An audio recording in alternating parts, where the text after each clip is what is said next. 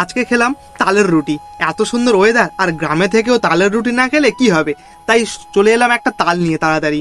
তালটা নিয়ে এসে তালটা ভালো করে একটু ধুয়ে নিলাম। তালের ওপরে খোসা ছাড়িয়ে তালটা ভালো করে ধুয়ে নিচ্ছি। দেখতেই পাচ্ছ তোমরা, তালটা ছাড়িয়ে নিয়ে তালটাকে ভালো করে ধুয়ে নিচ্ছি। এরপরে তালের উপরে যে খোসা আছে সেগুলো ছাড়ানো শুরু করলাম। ছাড়ানো কমপ্লিট করে একটু ওই হয়ে মোড়ে এই যে তালটা ছেড়ে নেব। তালটা ছানা হচ্ছে, এবং ছানার পরে একটু তোমাকে একটু স্টাইল লাগাই, চলো। এই যা যা যা পড়ে গেল, যা সারা মুড খারাপ করে দিয়ে রে।